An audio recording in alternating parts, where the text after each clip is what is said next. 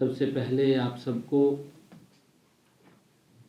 2026 के आगमन की, इस नए वर्ष की मैं बहुत बहुत हार्दिक बधाई और शुभकामनाएं देता हूं।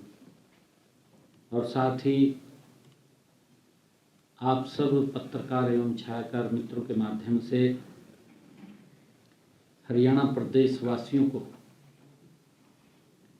मैं 2026 के आगमन नववर्ष की बधाई देता हूं और कामना भी करता हूं कि यह वर्ष सबके लिए सुख, समृद्धि और खुशहाली लेकर आए। साथियों, आज की इस बैठक में हमारी जो कैबिनेट की आज बैठक हुई है, उसमें 6 एजेंडे रखे गए और 6 के 6 एजेंडे मंजूर किए गए। सबसे पहले पंचकुला में गौशाला स्थापित करने के लिए एजेंडा उसमें रखा था, भूमि को पट्टे पर देने के लिए। हमारी सरकार गौ सेवा और गौ संरक्षण की दिशा में लगातार मजबूती से काम कर रही है। राज्य सरकार द्वारा गौवंश की देखभाल हेतु नीति अनुसार सामाजिक संस्थाओं को प्रदेश में गौशालाएं स्थापित करने के लिए रियायती दरों पर जमीन उपलब्ध कराई जा रही है। इसी कड़ी में आज की बैठक में पंचकुला जिले के बरवाला ब्लॉक के रत्तेवाली ग्राम पंचायत में 4 एकड़ 1 कनाल 17 मरले भूमि कामधेनु गौ सेवा समिति सकेतरी पंचकुला को 570 गौवंश के लिए गौशाला स्थापित करने के लिए 20 साल की अवधि पर पट्टे पर देने की मंजूरी दी गई है। साथियों, इसी प्रकार हमारे जो कॉन्ट्रैक्ट पर ट्रांसपोर्ट विभाग में ड्राइवर थे, आज की बैठक में जो हमारे ट्रांसपोर्ट विभाग के कर्मचारियों के हित में भी एक बड़ा फैसला आज लिया गया है। इसके तहत जो वर्ष 2002 में कॉन्ट्रैक्टर पर नियुक्त 347 ड्राइवरों को क्वालिफाइंग सर्विस और पुरानी पेंशन योजना का लाभ देने का फैसला कैबिनेट में किया गया है।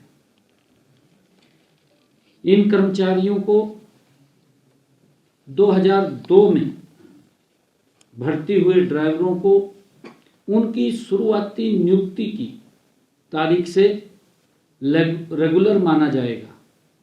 ये निर्णय उनकी मांग थी और लंबे समय से इस बात की मांग कर रहे थे कि हमें 2002 से उसको रेगुलर माना जाए। शुरुआती नियुक्ति की तारीख में सेवा की गणना करके एसीपी, पुरानी पेंशन योजना और पारिवारिक पेंशन योजना 1964 का लाभ प्रदान करने और जनरल प्रोविडेंट फंड को खोलने जैसे विभिन्न लाभ प्रदान किए जाएंगे। ये सभी लाभ 31 अगस्त 2024 तक सैद्धांतिक रूप से दिए जाएंगे तथा वास्तविक वित्तीय लाभ 1 सितंबर 2024 से या सरकार द्वारा तय की गई किसी कट ऑफ तारीख से उनको मिलना शुरू हो जाएगा। हमने कैबिनेट के अंदर जो तीसरा हमारा फैसला लिया गया, जो पिछले दिनों एक घटनाक्रम हुआ, स्वर्गीय संदीप कुमार लाठ एएसआई की धर्मपत्नी श्रीमती संतोष कुमारी को सरकारी नौकरी प्रदान करने का निर्णय कैबिनेट में किया गया। उन्हें कैंपस स्कूल महर्षि दयानंद विश्वविद्यालय रोहतक में पीजीटी गणित ग्रुप बी के पद पर सरकारी नौकरी दी जाएगी। श्रीमती संतोष कुमारी की शैक्षणिक योग्यता सहित अन्य सभी पात्रताएं पूरी करती हैं और नियमानुसार यह निर्णय लिया गया है। मंत्रिमंडल ने इस मामले में भी सहानुभूतिपूर्वक विचार करके मानवीय एवं नीतिगत राहत प्रदान करने का फैसला किया है। हमने प्रदेश सरकार रजिस्ट्रियों में पारदर्शिता के लिए लगातार प्रयास कर रही है। कच्ची कॉलोनियों में रजिस्ट्रियों पर पूर्ण प्रतिबंध है। ऐसी कॉलोनियों में लैंड एक्सचेंज कर रजिस्ट्रियां करवाने के प्रयास किए जा रहे हैं। ये पिछले दिनों देखने में आया है। इस पर अंकुश के लिए भी सरकार ने कड़े कदम उठाए हैं। अब कच्ची कॉलोनियों में भूमि रजिस्ट्री के लिए एक्सचेंज पर पूर्ण प्रतिबंध रहेगा। सभी पत्रकार छायाकार मित्रों को मैं ये कहना चाहता हूं कि आज की कैबिनेट में एक महत्वपूर्ण फैसला ये भी किया गया है। देश के यशस्वी प्रधानमंत्री आदरणीय नरेंद्र मोदी जी के नेतृत्व में देश में महिला सशक्तिकरण को एक संकल्प के रूप में आगे बढ़ाया गया है। केंद्र सरकार द्वारा महिलाओं को आत्मनिर्भर बनाने के उद्देश्य से शिक्षा, स्वास्थ्य, कौशल विकास और उद्यमिता के क्षेत्र में विशेष योजनाएं शुरू की गई हैं। हरियाणा सरकार भी देश के यशस्वी प्रधानमंत्री आदरणीय नरेंद्र मोदी जी की इस सोच को धरातल पर उतारते हुए राज्य में महिलाओं की भागीदारी और नेतृत्व को सशक्त बना रही है। आदरणीय प्रधानमंत्री जी ने भारत को 2047 तक विकसित राष्ट्र बनाने का ये विजन देश के समक्ष रखा है। इसके लिए उन्होंने ह्यूमन कैपिटल पर भी अभी से कार्य करने की दिशा में प्रतिबद्धता आदरणीय प्रधानमंत्री जी ने जताई है। इस विजन को लागू करते हुए आज की बैठक में ह्यूमन कैपिटल को ध्यान में रखते हुए एक बड़ा निर्णय वो कैबिनेट ने लिया है। राज्य सरकार द्वारा बहनों बेटियों के लिए शुरू की गई दीनदयाल लाडो लक्ष्मी योजना का आज विस्तार किया गया है। इसी कड़ी में सामाजिक विकास के साथ जोड़ते हुए दीनदयाल लाडो लक्ष्मी योजना में कुछ नई श्रेणियों को आज इसमें जोड़ा गया है। वर्तमान में जिन परिवारों की वार्षिक आय 1 लाख रुपए से कम है, उन परिवारों की महिलाओं को हमने जो बात कही थी 2100 रुपए का लाभ दिया जा रहा है। अब यह लाभ ऐसी महिलाओं को भी दिया जाएगा जिनके बच्चे 10वीं 12वीं कक्षा में 80% से ज्यादा नंबर लेकर के आए हैं। इसके अंदर उन बहनों को भी जोड़ा गया, क्योंकि बच्चे को आगे बढ़ाने में मां का बहुत बड़ा हाथ होता है। वो मेहनत करती है, मेहनत करके बच्चे को आगे बढ़ाती है, उसको पढ़ाती है, और बच्चा जब मेहनत करता है, नंबर लेकर के आता है, उसमें मां का बड़ा अहम योगदान होता है। और हमने निर्णय किया है कि ऐसी उन माताओं को भी हम इस योजना के साथ जोड़ेंगे, उनको भी 2100 रुपया हम देंगे। भारत सरकार के ऐसे निपुण मिशन के तहत ग्रेड लेवल प्रोफिशिएंसी प्राप्त की है और जिनके बच्चे कुपोषण या अनीमिया से ग्रसित हैं, वे स्वस्थ होकर ग्रीन जोन में आ गए हैं।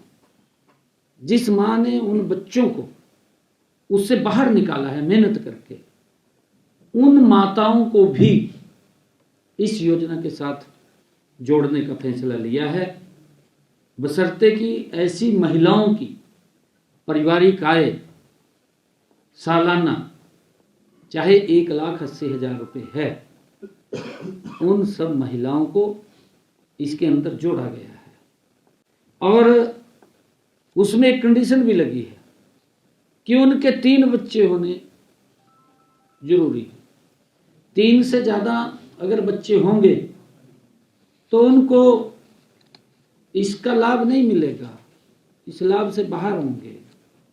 महिलाओं व उनके परिवार को आर्थिक रूप से सशक्त बनाने के लिए भी एक नई पहल शुरू की गई है। जैसा मैंने बताया है कि वर्तमान में 2100 रुपये की राशि बहन बेटियों के खातों में सीधी जा रही है।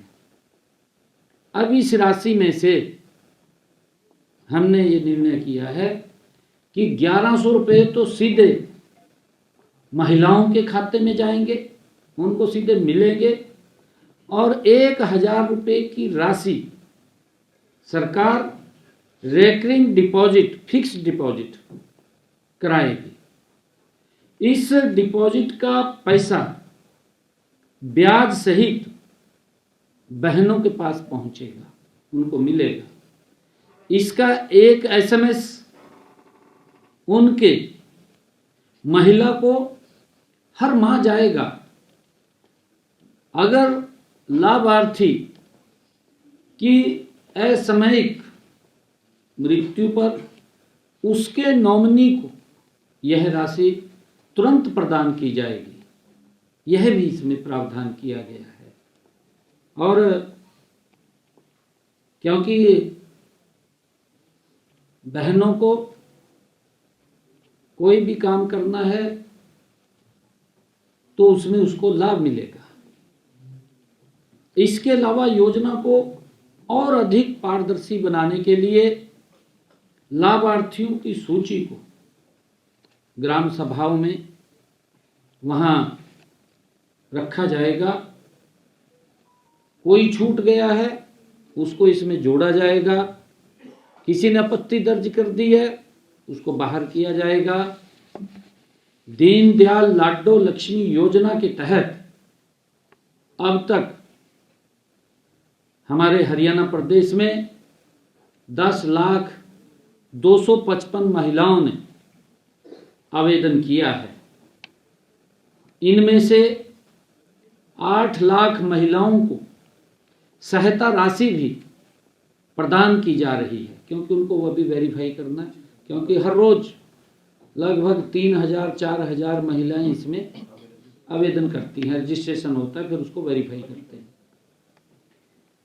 बाकी की वेरिफिकेशन चल रही है। अभी तक सरकार द्वारा 2 किस्तों में लगभग 250 करोड़ रुपए की सहायता लाडो लक्ष्मी योजना के तहत बहनों को दी जा चुकी है।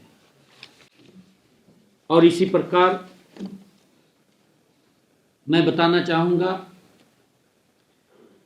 हरियाणा में देश के यशस्वी प्रधानमंत्री आदरणीय नरेंद्र मोदी जी ने, जब हमारी सरकार ने, डबल इंजन सरकार ने 2014 में सेवा करने का जब हमें अवसर मिला था, उस वक्त हरियाणा में लिंगानुपात 871 था। वो देश में मेरे ख्याल से सबसे निचले स्तर पर हरियाणा था। प्रदेश के ऊपर बेटियों के भ्रूण में मारने का सवाल हमेशा एक कलंक के रूप में लगा हुआ था। इसमें सुधार के लिए देश के यशस्वी प्रधानमंत्री आदरणीय मोदी जी ने 2015 में पानीपत से बेटी बचाओ बेटी पढ़ाओ अभियान की शुरुआत की।